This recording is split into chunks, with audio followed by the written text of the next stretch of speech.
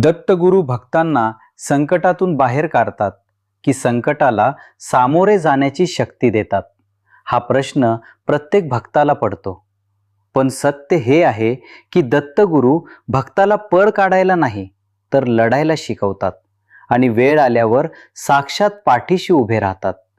श्रीपाद श्रीवल्लभ अवतारात सांगितल्याप्रमाणे जे दुःख अटळ आहे ते पेलण्याचे सामर्थ्य ते देतात आणि जिथे भक्ताचा अंत जवळ असतो तिथे ते स्वतः ढाल बनतात.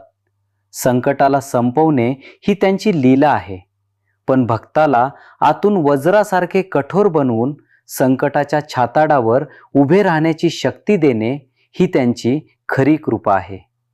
आई जशी लेकराला चालायला शिकवताना पडू देते पण लागण्याआधी झेलते, तशीच ही साक्षात दत्तगुरूंची अंगावर काटा आणणारी अत्यंत मायेची कार्यपद्धती असते. अनेकदा संकटे ही आपल्याच पूर्वजन्मीच्या संचित कर्मांची फळे असतात, ज्यांना टाळण्याऐवजी दत्तगुरू ते भोगण्याची स्थितप्रज्ञ शक्ती भक्ताला देतात. श्री गुरुचरित्र पारायणाने मिळणाऱ्या ज्ञानानुसार ते दुःख कमी करत नाहीत, पण भक्ताच्या पाठीवर मायेचा अदृश्य हात फिरवून त्या दुःखाची वेदना शून्य करतात. रडत रडत भोगले जाणारे प्रारब्ध भक्त दत्तगुरूंच्या नावाने अत्यंत हसतमुखपणे आणि निर्भयपणे पेलू लागतो. हा साक्षात ईश्वरी शक्तीचा चमत्कार असतो. ही ताकद भक्ताला जन्म मरणाच्या फेऱ्यातून अत्यंत सुरक्षितपणे आणि कायमचे मुक्त करण्यासाठी दत्तगुरूंनी दिलेली सर्वात मोठी ईश्वरी सवलत असते.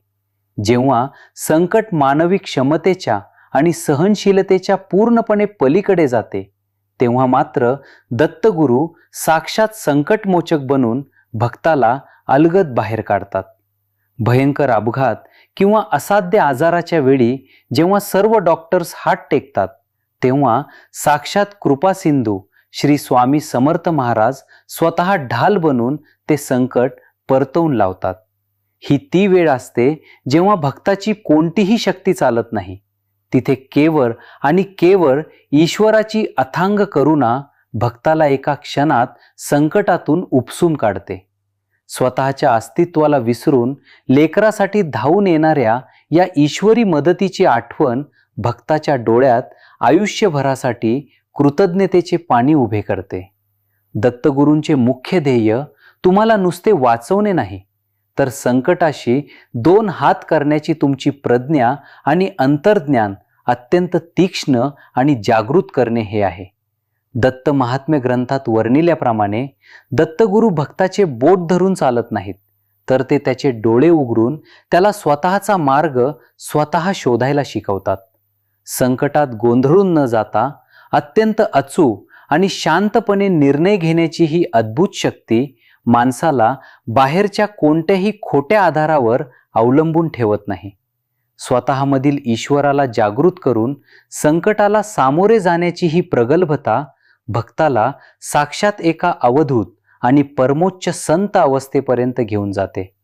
जेव्हा संकटाचे स्वरूप अघोरी, दृष्ट किंवा कर्णीसारखे अत्यंत भयानक असते, तेव्हा दत्तगुरू भक्ताला लढायला लावत नाहीत, तर ते स्वतः साक्षात प्रहार करतात.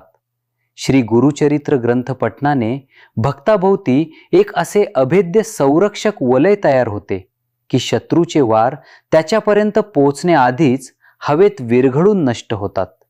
भक्ताला लढण्याची गरजच पडू न देता त्याच्या शत्रूंचा मानसिक आणि भौतिक पातळीवर कायमचा नायनाट करण्याचे हे अत्यंत गूढ आणि रौद्र कार्य असते.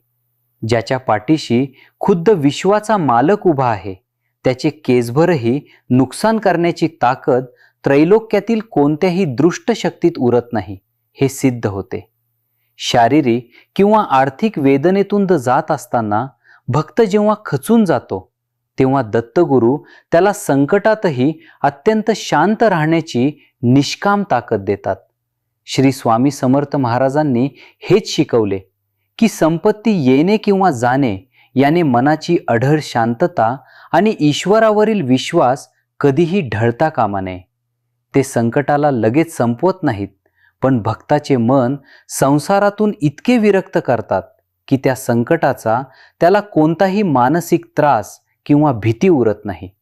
संकटदारात उभे असतानाही चेहऱ्यावर एक अत्यंत निरागस आणि ईश्वरी हास्य असणे हा साक्षात दत्तगुरूंनी दिलेल्या आंतरिक शक्तीचा परमोच्च पुरावा असतो. जेव्हा सर्व ओळखीचे लोक पाठ फिरवतात आणि भक्त पूर्णपणे हतबल होतो, तेव्हा दत्तगुरू अनोळखी रूपात साक्षात संकटातून बाहेर काढण्यासाठी धावून येतात.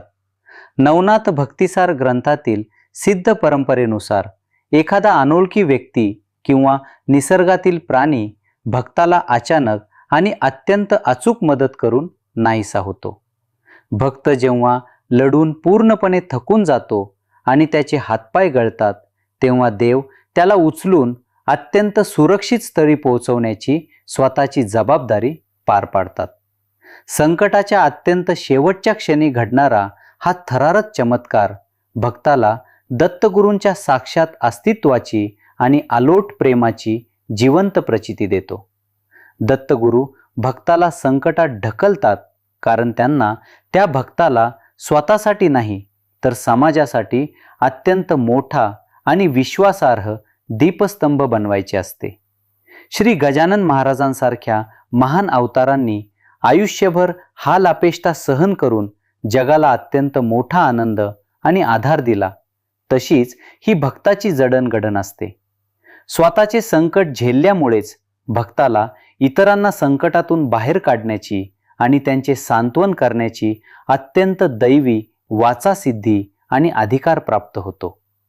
तुमचे दुःख हे साक्षात दत्तगुरूंनी तुम्हाला जगाचे कल्याण करण्यासाठी निवडलेले आणि घडवलेले एक अत्यंत पवित्र ईश्वरी साधन असते.